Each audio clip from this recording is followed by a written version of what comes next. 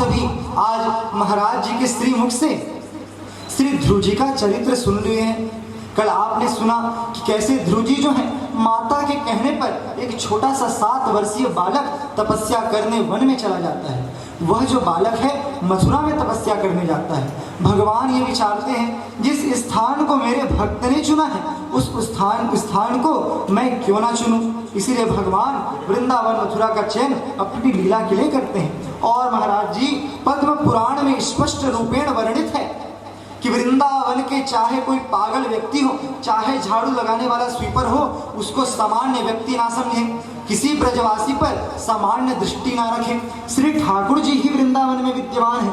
वहाँ का प्रत्येक कंकड़ कंकड़, पत्थर पत्थर श्री ठाकुर जी ही है, श्री राधा जी है, प्रत्येक पुरुष नारायण है, प्रत्येक स्त्री लक्ष्मी। ऐसे भगवान का दिव्य स्वरूप है।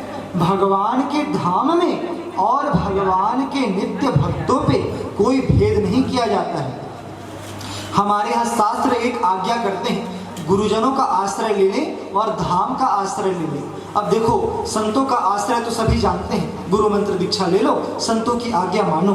पर धाम का आश्रय लेना क्या है?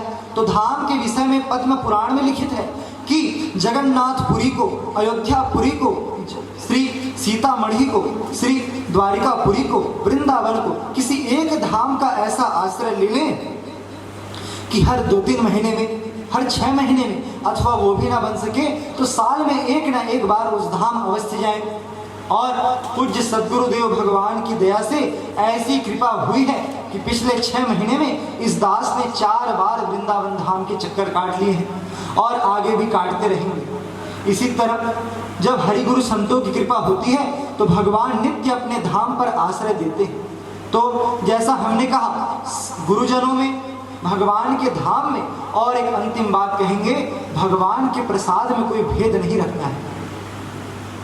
ठाकुर जी का प्रसाद पाकर के यह नहीं सोचना है कि भाई आज तो हमें मिश्री दाना मिल गया, आज मालपुआ मिल गया, आज रसमलाई मिल गई।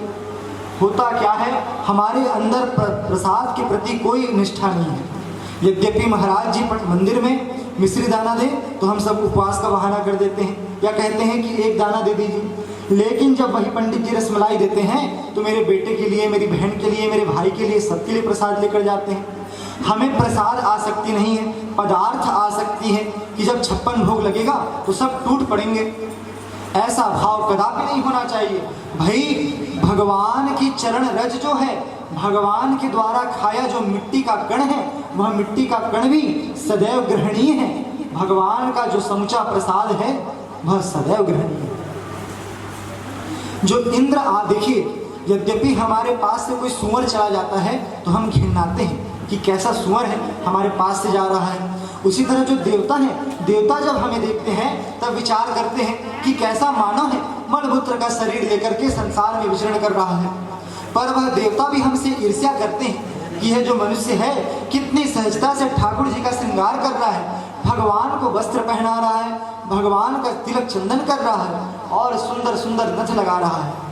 इस तरह जो भगवान की सेवा करता है, भगवान उसके स्वरूप को अवश्य ग्रहण करते हैं। और देवतागण ऐसे व्यक्ति से अवश्य ईर्ष्या करते हैं कि देखो जरा, मैं यहाँ बैठा भोग रहा हूँ और यह मनुष्य इस पापी शरीर को लेकर के भी भगवान की नित्य सेवा कर रहा है।